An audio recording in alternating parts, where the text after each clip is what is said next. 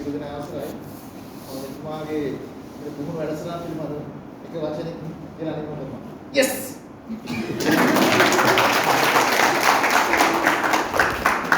right.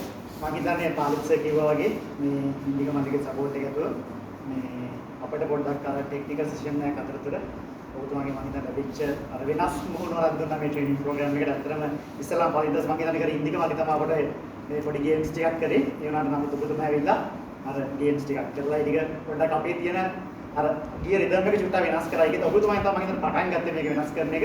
ඒ වගේම තමයි safe මේ මේක ෆස්ට් ඒඩ් සම්බන්ධව කරපු දේවල්. ඇත්තටම ඒක ජීවිතවලට මම හිතන්නේ කොච්චර වටිනවද කියලා ඒක අවිවාදයෙන් කියන්න ඕනේ. මම හිතන්නේ මේ අපේ හැමෝගෙම අපිට අපේ පවුල කට්ටියට මේ මැසේජ් එක අරන් යන්න ඕනේ. ඒ වගේම අපේ ජීවිත, අපේ දරුවන්ගේ ජීවිත ආරක්ෂා කර ගැනීමට ඔබතුමාගේ ලැබිච්ච මේ උදව්ව අවශ්‍ය උපදෙස් ටික ගොඩක් දෙහිම අගය කරනවා. ඒ වගේම තමයි ඉස්සරහටත් ඔබතුමාට මේ අපිට නම් කුස්සිය දාසෙන් කරලා ඔබතුමාගේ ටාගට් එක 1000 ඒ ටාගට් එකට යන්න පුළුවන් වෙන්න කියලා ප්‍රාර්ථනා කරන ගමන් තවත් රටට සේවය කරන්න ඔබතුමාට අවස්ථාව ලැබෙනවා. දැන් අපි මම දැන් ෂෙඩියුල් එක මට පාලිතය දුන්නා මේ කරන්නේ මොනවද කරන්න යන්නේ මොනවද කියලා. මම ඇත්තටම මෙහෙම දෙයක් බලාපොරොත්තු වෙන්නේ නැහැ. දැන් මම ටෙක්නිකල් සෙෂන් එකක් කියපුවම මම ඉතින් ඒකේ ගොඩාක් ටෙක්නිකල් දේවල් තිබුණේ. මම ඇත්තටම බලාපොරොත්තු වෙන්නේ එහෙම දෙයක් නෙවෙයි. සාමාන්‍යයෙන් අර කැම්පස් වල රිචර්ස් යනවා වගේ මේක කතන්දරේ.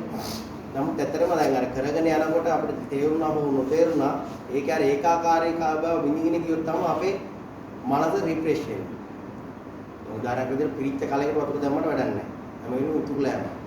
ඒක හැම වෙලෙම කිස්සුනේ මෙතුමාගේ වැඩසටහන කි.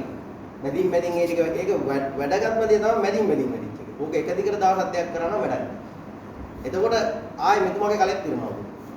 පිරිච්ච හොඳම වැඩේ මැදින් මැදින් කරන්නේ අපේ අර ඒකාකාරී බව විඳලා ඇත්තටම අපේ යමක් ධාරණය කරගැනීමේ හැකියාව වැඩි වුණා. ඊට අමතරව මම දැක්කම දේ තමයි මට ෆස්ට් ඒඩ් උත් නෙමෙයි, ගේම් උත් නෙමෙයි මේ කැරක්ටර් එක. හරි. සාමාන්‍ය මිනිස්සුන්ට මෙච්චර රිලැක්ස් වෙන්න අමාරුයි. මම දන්නේ ඔයගොල්ලෝ දැක්කද කියලා. රිලැක්ස් නේ. ඔය ලෙවල් එක රිලැක්ස් ප්‍රසන්ටේෂන් කරත් රිලැක්ස්, මොනවා කරත් රිලැක්ස්. මම ගත්ත ලොකුම දේ ෆස්ට් ඒඩ් මම ගත්තා. හරි. ඒක වටිනවා. ඊට අමතරව ගේම් ටිකක් ගහුවා. ඒකෙන් අපේ යුනිටිය, ලීඩර්ෂිප් ඒවා මේවා බිල්ඩ් වුණා. ප්ලෑන් කරනවා ඉගෙන ගත්තා. පොර කරන්න ඉගෙන ගත්තා. නේද? පොර කරන එකත් කොටසක් ජීවිතේ. මම කියන්නේ ඒකේ වැරද්දක් නැහැ. හරිද? පොර කරන එකත් කොටසක්. ඒක ටැක්ටික්ස්. ඒක අපි අර ඉංග්‍රීසියෙන් ටැක්ටික්ස් කියනවා. නේ? ඒ වගේ දේවල් තියෙනවා. ඒක නිකත් කරා කොටසක්. කියන්නේ ස්ථානෝචිත ප්‍රඥාව කියන්නේ හොරකමක් නෙමෙයි. ඒවත් ඉගෙන ගන්න ඕනේ. ඉතින් ඒ වගේ දේවල් ඉගෙන ගත්තා. මම හැබැයි දැක්ක හොඳම දේ මේ කැරක්ටර්. මේ රිලැක්ස් ගතිය. මොන්ස්ටේ කොහොමද ඉච්චර රිලැක්ස් වෙන්නේ කියන එක. දැන් ඔයාලා දකින්න ඇති මෙතන දේශන කරන ගොඩාක් කට්ටිය කියා. ඉච්චර රිලැක්ස් නැහැ. එතකොට ඒක කොහොමද උනේ කියන එක තමයි මම ගත්ත දේ. එතකොට එකක් එයා සබ්ජෙක්ට් එක හොඳට දාන්න. එතකොට එයාට ප්‍රශ්නයක් නැහැ. මට වරදිදි කියලා කියන්න දෙයක් නැහැ. එයා සබ්ජෙක්ට් එක දන්නවා. එයාට තියෙන දේ කියන්නේ යන්නේ. හරිද? ඒක තමයි අත් කොන්ෆිඩන්ස් එක. එතකොට මම ඒක තමයි කියන්නේ ඔයාලා බිල්ඩ් අප් කරගන්න ඕන කොන්ෆිඩන්ස් එක ඕන දැනට කියනවා. තමන් කරන දේ ප්‍රසන්ට් කරන්න, තමන් කරන දේ කරන්න, තමන්ට හයිය තියෙන්න තමන්ට පුළුවන් කියන එක.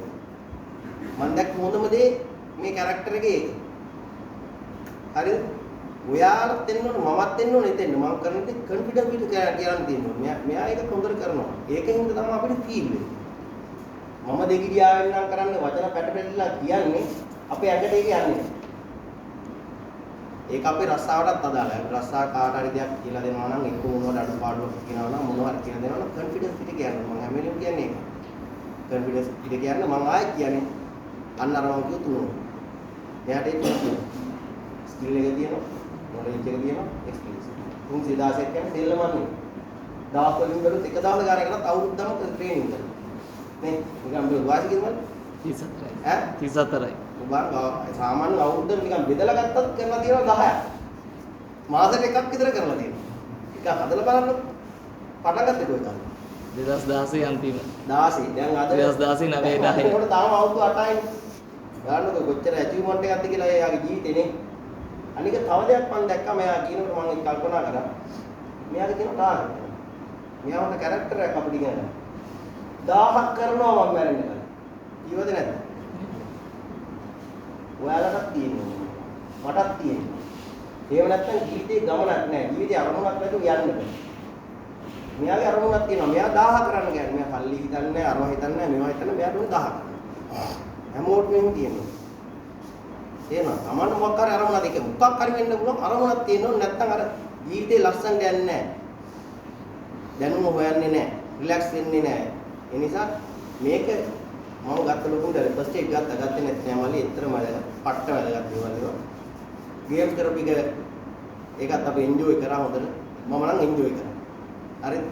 ඒකත් ගැටලුවක් නැහැ. මම ගත්ත ලොකුම දේ ඔයාගේ කැරක්ටර්.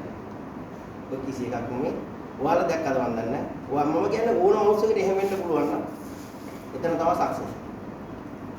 මම ප්‍රාර්ථනා කරනවා 1000 වාර කරන්න ලැබෙන්න කියලා ඉක්මනට. මම ඇත්තටම කාලෙදාට කිව්වා මගේ දැන් ඉස්කෝලේ මම සාමාන්‍ය විද්‍යාර්ථ සම්බන්ධයි. අපේ ස්කූල් ටීම් එක ක්‍රිකට් ටීම් තියෙනවා 3 4 13 15 19 17 ඒගොල්ලන්ට ස්ටේජ් එකක් කරන්න ගේම්ස් නෙමෙයි. මොකද ඒගොල්ලන්ට වැදගත් බොහෝ විට මැච් එකක් ගන්නවා බෝල් වදිනවා ඉන්ජරි වෙනවා. ඒ දේවල් සම්බන්ධව පොඩි වැඩසටහනක් මම ඒක ලැහැත්ති කරන්න මගේ ඔළුවේ තියෙනවා. ඒ වගේ දේවල් පුළුවන් නම් ඇත්තටම හොඳයි. ඒ 1000ටම සපෝට් එකක් දෙන්න බලාපොරොත්තු වෙනවා. ඉතරයි කියන්නේ ස්තුතියි. Thank you very much.